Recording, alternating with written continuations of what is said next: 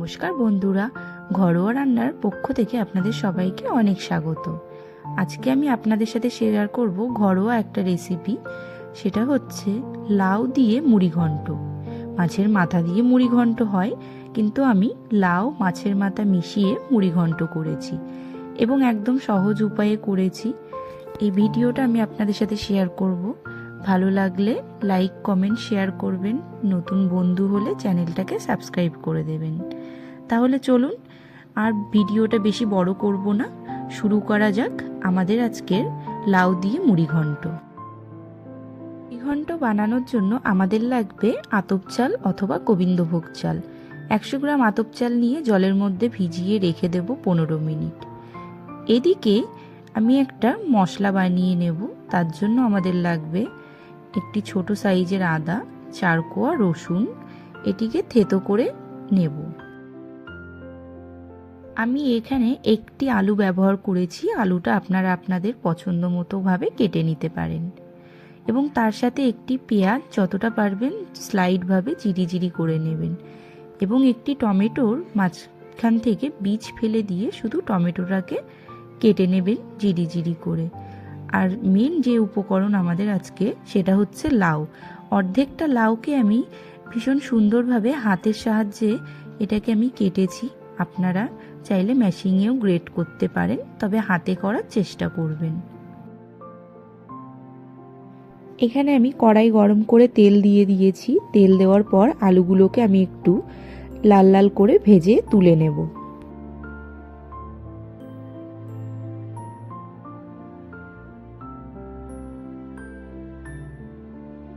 এই গরম তেলের মধ্যেই আমি ফোড়নের জন্য দিচ্ছি একটি শুকনো লঙ্কা এবং একটি তেজপাতা, তার সাথে সামান্য পরিমাণে ফোড়নের জন্য জিরে দিয়ে দিয়েছি।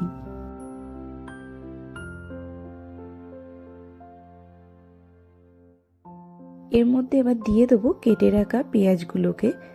এটাকে আমি খুব বেশি ভাজবো না, হালকা করে ভেজে নেব। এবারে এর মধ্যে দিয়ে দেব থেতো করে রাখা আদা, রসুন এবং 4টে কাঁচা লঙ্কা দিয়ে ভালো করে মশলাটাকে কষিয়ে নেব।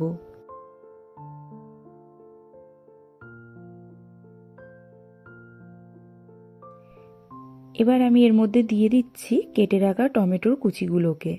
সব কিছু দিয়ে মশলাটাকে এবার আমি কষাবো। যতক্ষণ না মশলা থেকে তেল ছাড়বে ততক্ষণ মশলাটাকে কষিয়ে এর মধ্যে আমি দিয়ে দেবো ভিজিয়ে রাখা গোবিন্দভোগ চাল।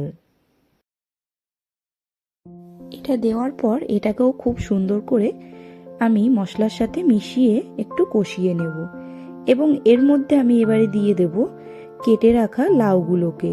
লাউটা দেওয়ার পর আমি এটাকে ভালো করে মিশিয়ে নেব এই গোবিন্দভোগ চাল এবং মশলাটির সাথে। একে একে বাকি সব উপকরণগুলি আমি দেব। 1 চামচ জিরের গুঁড়ো, 1/2 চামচ ধনের গুঁড়ো। আপনারা আপনাদের পছন্দ অনুযায়ী হলুদটি ব্যবহার করবেন। যে যেরকম পরিমাণ কালার চাইবেন সেই পরিমাণ অনুযায়ী হলুদের ব্যবহারটি রাখবেন। এবং এর মধ্যে আমি দিয়ে দিচ্ছি কাশ্মীরি রেড চিলি পাউডার, আমার আন্দাজ মতো 1 চামচ। এবার আমি দিয়ে দেবো এর মধ্যে স্বাদ মতন চিনি। চিনিটা দিলে পরে আপনাদের ঝাল এবং নুনটা ব্যালেন্স রাখতে সাহায্য করে। এবং সবার শেষে আমি দিয়ে দেবো স্বাদ অনুযায়ী লবণ। আপনারা আপনাদের স্বাদ অনুযায়ী লবণটি ব্যবহার করবেন। এই সব উপকরণ দেওয়ার পর ভালো করে গ্যাসের ফ্লেমটাকে লো রাখবেন এবং ভালো করে মিশিয়ে নেবেন এই মশলার সাথে লাউটাকে। এবং গ্যাসের ফ্লেমটাকে এই কারণেই লো রাখবেন কারণ যেহেতু আমাদের এখানে চালের ব্যবহার আছে, না হলে সব জল চালে টেনে নেবে। এবং এর মধ্যে দিয়ে দেব ভেজে রাখা আলুর টুকরোগুলোকে। আর এই দিকে আমি সর্বপ্রথম একটি কাতলা মাছের মাথা ভালো করে ভেজে রেখে দিয়েছিলাম, সেটাকে এবার আমি এর মধ্যে দিয়ে দেব। এবং এটি দেওয়ার পর আপনাদের যেটি করতে হবে সেটি হচ্ছে মাছের মাথাটাকে ভালো করে এই লাউয়ের ভিতরে চেপে চেপে একটু বসিয়ে দিতে হবে, যাতে এটি ভালোভাবে সিদ্ধ হয়ে যায়। এবং সিদ্ধ হওয়ার পর রান্নার শেষে মাছের মাথাটা অটোমেটিক্যালি এই লাউ ঘন্টের সাথে মিশে যায়। এই কারণে আপনাদেরকে এই কাজটি করতে হবে। এবং বাটি মেপে আমি 2 বাটি এখানে জল ব্যবহার করব। আপনারা চাইলে বাটি না মেপেও জল ব্যবহার করতে পারেন, তবে যেটাই করবেন গ্যাসের ফ্লেমটাকে মিডিয়াম টু লো রেখে। 2 বাটি জল আমি এখানে দিয়ে দেওয়ার পর এটাকে আমি গ্যাসের ফ্লেম লোতেই রাখবো। রেখে আমি ভালো করে নাড়াচাড়া করে এটিকে মিনিট 3 জন্য ঢেকে দেব।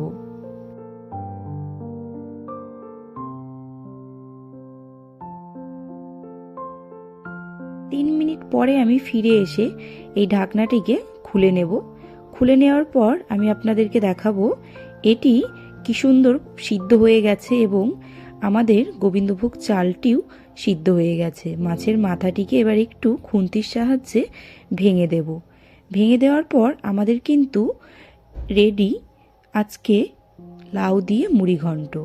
এই মুড়ি ঘন্ট খেতেও যেমন দুর্দান্ত, আপনি এটি শুধুও খেতে পারেন, আবার গরম ভাত বা রুটির সাথেও সার্ভ করতে পারেন।